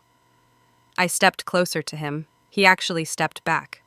Being a father means showing up, being honest, putting your child before your ego. I placed my hands on my belly. And you've never done any of those things. You don't know what it's like, he said desperately. The pressure from my family. My father had 3 kids, my grandfather had 6, everyone expecting me to. So you destroyed 2 women to protect your ego? He had no answer. I looked around at the shocked faces, at Helen crying in her chair, at Richard standing frozen by the dessert table, at the guests who'd come to celebrate and found a public meltdown instead, at Dr. Morrison, who'd finally told the truth. Thank you all for the entertainment, I said to him. But I think we should go. We have our own nursery to finish setting up. Alexander offered his arm. I took it. We turned to leave. Claire, wait. Michael's voice, broken, small. I stopped but didn't turn around. I'm sorry for all of it. You were right about everything, and I'm sorry. I looked back at him over my shoulder. I hope your baby is yours, Michael. I really do. Because no child deserves to grow up with a father who values his pride more than the truth. We walked back through the house in silence, through the foyer, down the stone steps. James was waiting with the Bentley, door already open. As we pulled away, I looked back one last time.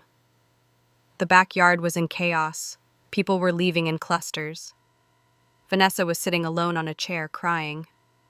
Michael stood by the gift table, surrounded by blue balloons and unopened presents, looking completely lost. Helen was being helped inside by Richard. The perfect baby shower had imploded, and I felt nothing, no triumph, no satisfaction, just a strange kind of peace. Are you okay? Alexander asked quietly. I don't know. Ask me tomorrow. He pulled me closer. For what it's worth, you were magnificent. Was I? You told the truth. You stood up for yourself. You even forgave the woman who helped destroy you. He kissed my temple. Yes, you were magnificent. My phone buzzed. Diane. Holy shit! Did that just happen? Did Vanessa just admit the baby might not be Michael's? I'm still hiding near the catering tent and people are losing it. Call me when you get home. You're a legend. Then another text, an unknown number. Claire, this is Dr. Morrison. I'm sorry I didn't speak up sooner. I let patient confidentiality silence me when I should have protected you. Thank you for having the courage I didn't. Richard Morrison, MD. Then another. Vanessa. Thank you for forgiving me. I know I don't deserve it. I'm getting a paternity test as soon as the baby is born, and I'm leaving Michael. You were right about everything. V. I showed the text to Alexander. He read them, then looked at me. How do you feel? Like I just closed a chapter I've been reading for 7 years. Good chapter or bad chapter? Both. But it's over now. The story should have ended there, with me driving away in a Bentley, 8 months pregnant, victorious, with Michael standing in the ruins of his perfect baby shower, with Vanessa finally seeing the truth. But that's not where it ended. Because 3 weeks later, something happened that changed everything, something I never saw coming, something that proved karma wasn't finished with Michael yet. Stay with me. Because the final twist, even I didn't see it coming. I went into labor on a Tuesday morning at 4 o'clock a.m., 3 weeks after the baby shower, 2 weeks before my due date. Alexander was instantly awake when I gasped and grabbed his arm. Claire? I think my water just broke. He was out of bed so fast he nearly fell over his own feet. Okay, we planned for this. Hospital bag is by the door, car seat is installed, Diane is on speed dial, okay. Alexander. What? What do you need? I need you to breathe. He laughed, high and slightly panicked. Right, breathing. I can do that. The contractions started 20 minutes later. Not terrible at first. Manageable. Alexander called Dr. Zach's emergency line. How far apart are the contractions? About 8 minutes, Alexander said, pacing the bedroom while I sat on the bed timing them on my phone. Bring her in. With twins, we don't wait. The hospital was quiet at 5 o'clock a.m. They got me into a delivery room immediately. Dr. Zach checked me. You're at 4 centimeters. We've got time, but probably not a lot of time. These boys seem eager to meet you. Alexander held my hand through every contraction. Diane arrived at 7 o'clock a.m., still wearing her hospital scrubs from the night shift. You're doing great, she kept saying. You're so strong. At 9 o'clock a.m., I was at 7 centimeters. At 11 o'clock a.m., I was screaming for the epidural I'd said I didn't want. I changed my mind. I want all the drugs. Dr. Zach laughed. Let's get you some relief. The epidural was heaven. Suddenly I could think again, could talk, could actually joke with Alexander, who looked more terrified than I felt. You're doing amazing, he said for the 100th time. You look like you're going to pass out. I might, but I'll be standing when I do it. At 1:30 p.m., Dr. Zach said the words I'd been waiting for. You're fully dilated. It's time to push. James Alexander Hale was born at 2:17 p.m., 6 pounds, 3 ounces. Perfect. Lucas Benjamin Hale followed at 2:34 p.m., 6 pounds, 1 ounce. Also perfect. They placed them both on my chest, these tiny, screaming, perfect little humans. My sons. I'd made them. My supposedly defective body had created 2 perfect boys. They're beautiful, Alexander whispered, tears streaming down his face. Claire, they're perfect. You're perfect. I don't have words. Diane was crying. Dr. Zach was smiling, and I just stared at these 2 tiny faces. Hi, babies, I whispered. I'm your mom. I've been waiting so long to meet you. James had Alexander's nose. Lucas had my eyes. They both had perfect little fingers and toes and lungs that worked remarkably well. Welcome to the world, Alexander said, kissing my forehead, then each baby's head. Your mom is the strongest person I've ever met. She's going to teach you everything important. We stayed in the hospital for 3 days, learning how to feed 2 babies at once, learning how to change diapers on squirming targets, learning how to function on 2 hours of sleep. Alexander never left. He slept in the uncomfortable hospital chair, held babies while I showered, learned how to swaddle faster than the nurses. You're a natural, one nurse said, watching him expertly calm both crying babies at once. I'm terrified, he admitted, but they're counting on me, so I'm figuring it out. On day 2, flowers started arriving. From my mom, from Alexander's parents, from Diane's entire nursing staff, from my former co-workers at the marketing firm. And then on day 3, an envelope was delivered. Thick cream cardstock. Expensive. Familiar. I opened it with shaking hands. Inside was a card. Claire, I heard about the twins. Congratulations. I mean that sincerely. I don't expect you to read this or respond. I just needed to say some things. You were right about everything. The fertility issues were mine. I knew it 3 years before I left you. I let you take the blame because I was a coward. The baby shower was cruel. Inviting you was unforgivable. I wanted you to feel small because it made me feel bigger. I'm ashamed of that. Vanessa got the paternity test. The baby is Lucas's. She's going back to him. They're trying to make it work for the child's sake. I'm not going to be a father. Maybe that's for the best. You were right. I don't know how to put anyone before my ego. I'm not asking for forgiveness. I know I don't deserve it. I just wanted you to know that I see it now. I see what I destroyed. I see the amazing life you built without me. Your sons are lucky to have you as their mother.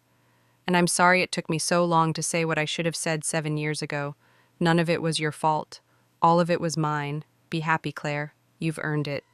Michael. I read it twice, then handed it to Alexander. He read it silently, his expression unreadable. How do you feel? He asked. I looked at my boys, sleeping peacefully in their hospital bassinets. At Alexander, exhausted and devoted, and more in love with me than I'd ever thought possible. At the life I'd built, from the ashes of the one Michael had destroyed. I feel free, I said quietly. Finally, completely free. Alexander kissed me gently. Good, because we have a whole life to build together. You, me, and these perfect little humans. What about Michael? What about him? Do I write back? Do you want to? I thought about it. Then I took the card and dropped it in the trash beside the hospital bed. No, that chapter is closed. I'm ready to start the next one. We brought the boys home on a Thursday afternoon, to the penthouse with the nursery Alexander had spent 3 months perfecting, to the life we'd built together, to safety, love, peace. But Michael's story wasn't quite over, because 3 months later, I got a phone call that made me realize karma had one final lesson to teach him. Stay with me, just a little bit longer. Because the ending, it's exactly what everyone deserves. Life with twin newborns was beautiful chaos. We survived on minimal sleep, maximum coffee, and the kind of exhausted love that made every 3:00 a.m. feeding feel sacred. Alexander had taken paternity leave, 3 full months. I'm the CEO, he said when his board objected. I can do whatever I want, and what I want is to be here. So we learned together how to distinguish between a hungry cry and a tired cry, how to change a diaper while holding a second baby, how to shower in under 3 minutes, how to fall even more in love, watching each other become parents. Diane came over twice a week to hold babies so we could sleep. My mom flew out from Ohio for a month to help. Alexander's parents arrived with more baby supplies than we could possibly need, and slowly, we found our rhythm. 3 months in, we were starting to feel almost human again. The boys were sleeping for slightly longer stretches. We'd mastered the double stroller. Alexander had gone back to work part-time. I was doing freelance marketing consulting from home, taking client calls while babies napped. It wasn't perfect, but it was ours. Then, on a random Tuesday morning, my phone rang. Unknown number. I almost didn't answer.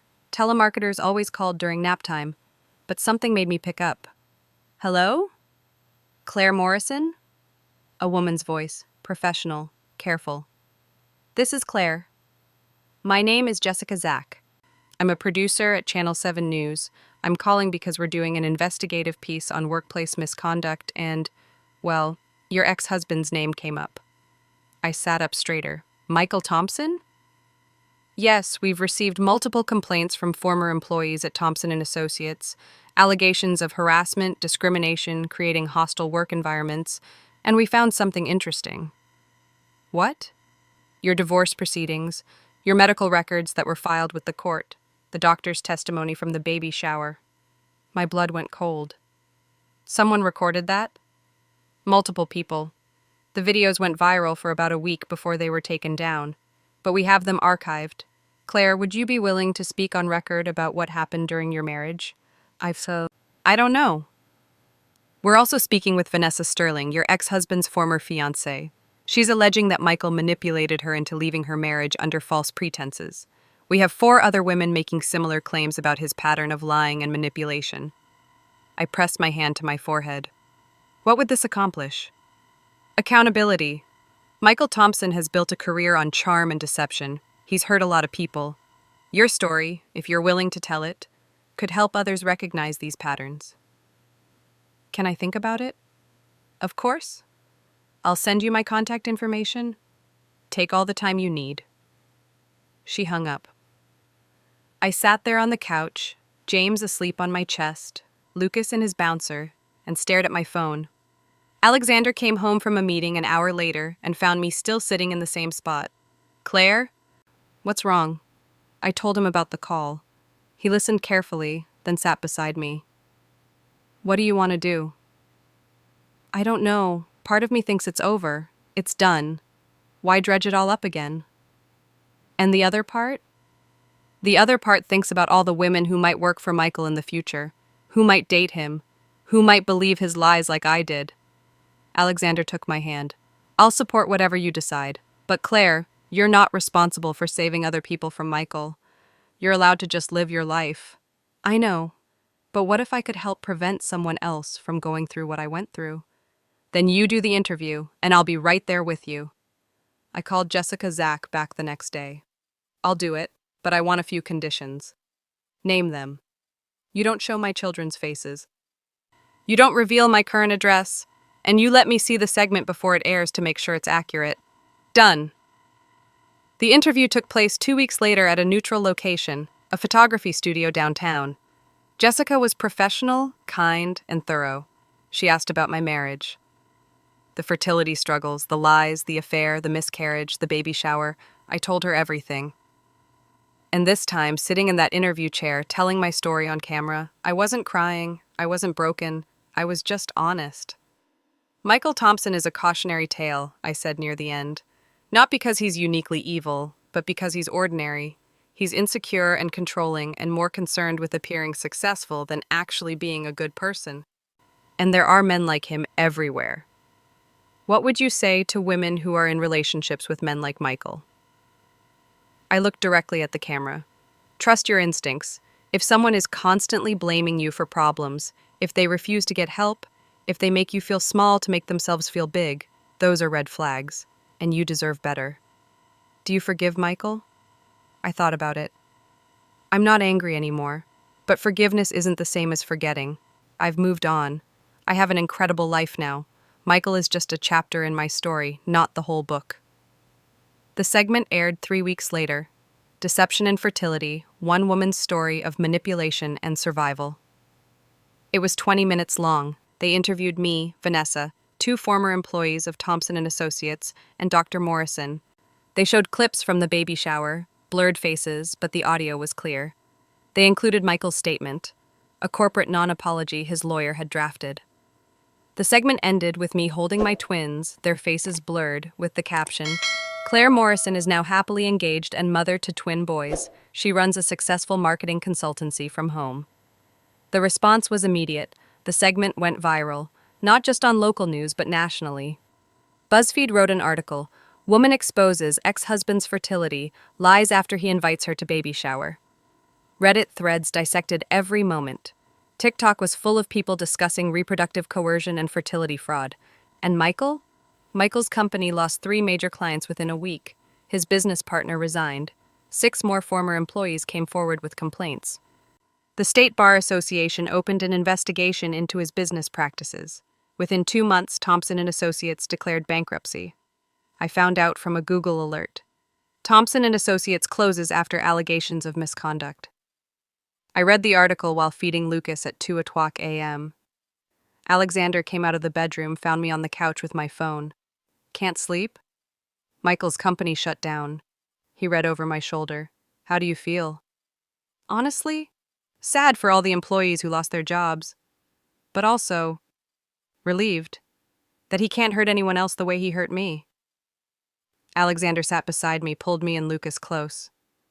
You're a good person, Claire Morrison. Soon to be Claire Hale. Soon to be Claire Hale, he agreed. But good either way. 1 year later, we got married on a Saturday afternoon in October. Small ceremony in Alexander's parents' garden, 30 people, string quartet, flowers everywhere. James and Lucas were the ring bearers, carried down the aisle by Diane and Alexander's brother because they were only 15 months old. I wore a simple ivory gown. Alexander wore a charcoal suit and cried through his vows. "Claire Morrison," he said, holding both my hands. "You are the strongest, bravest, most beautiful person I've ever met. You survived things that would have broken lesser people. You built a life from ashes, and you let me be part of it. I promise to spend every day showing you what real love looks like. I promise to raise our sons to respect women the way I respect you. And I promise that you will never ever doubt your worth again." I was crying too hard to get through my vows. I had to stop 3 times. "Alexander Hale," I finally managed. "You saw me when I couldn't see myself. You loved me when I didn't think I deserved love. You gave me the family I thought I'd never have. I promise to be your partner in all things. I promise to build a life with you that's filled with honesty, laughter, and slightly less chaos once the twins are older. And I promise that I will never take for granted the gift of being loved by you." We kissed. Everyone cheered. The twins clapped because everyone else was clapping, and it was perfect. At the reception, Diane gave a toast. "I've known Claire for 15 years. I've seen her at her lowest. I've held her while she cried. I've watched her rebuild herself piece by piece. And I've never been more proud of anyone in my life." She raised her glass. "To Claire and Alexander. May your love be as strong as Claire's spirit and as generous as Alexander's heart." Everyone drank. Later that night, after the guests had left and the twins were asleep in the portable cribs we'd brought, Alexander and I stood on the balcony of the venue overlooking the city. "Mrs. Hale," he said, "I like the sound of that." "So do I." He pulled me closer. "Are you happy?" I thought about everything, about Michael and the pain and the years of thinking I was broken, about the miscarriage that had shattered me, about the medical records that had saved me, about meeting Alexander, about the twins sleeping peacefully inside, about this life I'd built, this beautiful, chaotic, perfect life. "I'm more than happy," I said. "I'm free and loved, and exactly where I'm supposed to be. Even with 2 screaming toddlers who refuse to sleep, especially with 2 screaming toddlers who refuse to sleep." He kissed me, and somewhere across the city, Michael Thompson was living his own life, smaller, quieter, humbled. I didn't hate him anymore. I didn't think about him most days. He was just a person I used to know, a chapter I'd closed, a lesson I'd learned. My phone buzzed, text from an unknown number. "Congratulations on your wedding. I saw the announcement. I'm happy for you. You deserve everything good. M." I showed it to Alexander. "Are you going to respond?" I looked at the message for a long moment. Then I deleted it. "No, that part of my life is over. This is my life now." I took a photo of the view, the city lights, the starry sky, Alexander beside me, and I sent it to Diane with the caption, "Look how far we've come." She responded immediately.